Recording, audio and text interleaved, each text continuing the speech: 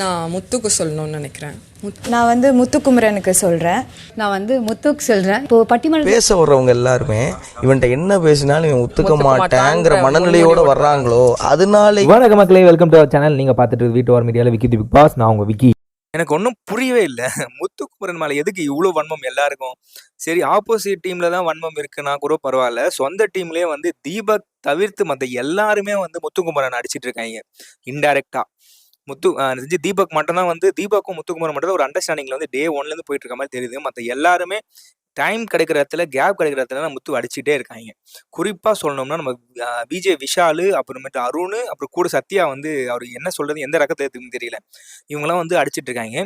அப்படி ஆப்போசிட்ல பார்த்தீங்கன்னா நம்ம ஆர்ஜே ஆனந்தி, அவங்க வந்து என்ன சொல்றது, பயங்கரமா வந்து ஒரு விஷயம் பண்ணிட்டு இருக்காங்க. அவங்க ஒரு பர்சனுக்கு ஆப்போசிட்டா பேசுறப்பையும் ஒரு விஷயத்தை எடுத்து வைக்கிறப்பையும் அது அவங்களுக்கு தப்பா தோணாது.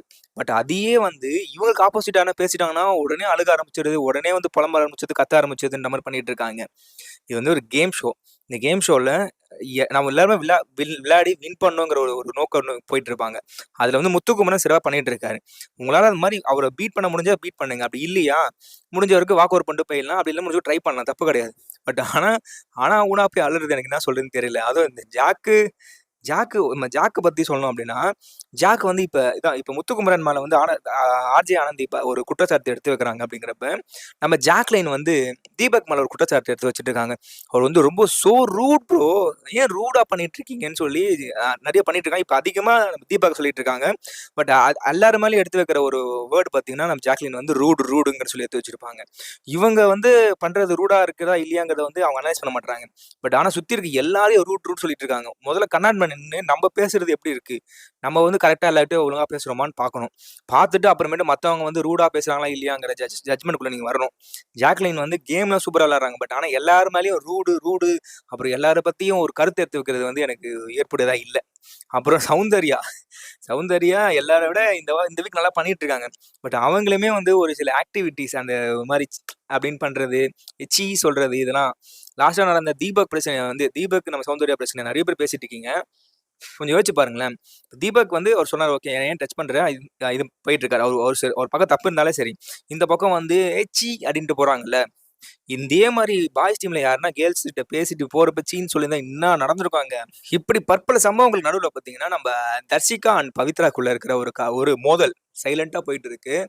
லாஸ்ட் வீக்கே பார்த்தீங்கன்னா முடிஞ்சு போச்சு. இந்த வீக்கிலலாம் தர்ஷிகாக்கும் இந்த வீக் ஸ்டார்டிங்லேயே வந்து ஒரு வாக்குவாதம் வந்திருக்கும். பவித்ரா பேசிட்டே இருந்திருப்பாங்க. பவித்ரா பேச விடாம தர்ஷிகா வந்து குறுக்கு வந்து பேசியிருப்பாங்க. உடனே பவித்ரா கேட்டோம், நான் பேசிட்டு இருக்கேன்ல, நானும் தான் பேசிட்டு இருக்கேன் அப்படிங்கிற மாதிரி போயிட்டு இருக்கு. பவித்ரா வந்து ஓவர் ஷேடோ வந்து நம்ம தர்ஷிகா பண்ணிக்கிட்டே இருக்காங்க. அவங்க உடச்சு வெளியே வரணும்னு ட்ரை பண்ணாலும் விட மாட்டாங்க. சேம் இன்னைக்கும் பார்த்தீங்கன்னா அந்த குழம்பு ஊத்துனது வந்து யாரா இருந்தாலும் தர்ஷிகா அந்த இடத்துல இருந்தாலும் கேட்டிருப்பாங்க, என்ன பவித்ரா இப்படி ஊற்றி துடைக்க மாட்டியாலும் கேட்டிருப்பாங்க. அது ஏதாவது பவித்ரா கேட்டிருக்காங்க. சரி நான் சாப்பிட்டு துடைக்கிறேன் அப்படின்னு சொல்லி கூலா எடுத்துட்டு போயிருக்கலாம். பட் அந்த இடத்துல வந்து ஆட்டிடியூட் காமிச்சு ஓவரா சீன் போட்டுட்டு இருக்காங்க தர்ஷிகா. தர்ஷிகா கிட்ட வந்து பவித்ரா விலகி வந்தா பவித்ராவோட கேம் நல்லா இருக்கும்ங்கிறது என்னோட தாட்டு. எனக்கு எப்படின்னா ஒரு டாப் 10 போயிடுங்க, நம்ம காலேஜ் மானத்தை வந்து காப்பாத்துவீங்கிற ஒரு எதிர்பார்ப்பு உங்க மேல பெருசா வச்சுட்டு இருக்கோம் பவித்ரா அவர்களே. இதெல்லாம் பாத்தீங்கன்னா ஜஸ்ட் என்னோட ஒப்பீனியன். உங்களுக்கு இந்த ஒப்பீனியன் ஒத்து போனாலும் சரி உங்க கருத்து கணிப்புகளை வந்து கமெண்ட் செக்ஷன்ல சொல்லலாம். இந்த வீடியோ பிடிச்சா லைக் பண்ணுங்க, கமெண்ட் பண்ணுங்க. பிக் பாஸ் பார்த்துட்டு இருக்கு எல்லாருக்கும் மறக்காம ஷேர் பண்ணிடுங்க. இந்த வீடியோ முடிச்சுட்டு அடுத்த வீடியோ உங்களை பாக்குற வரைக்கும் உங்ககிட்ட விடைபெறுகிறோம் விக்கி. டாடா பாய், see you.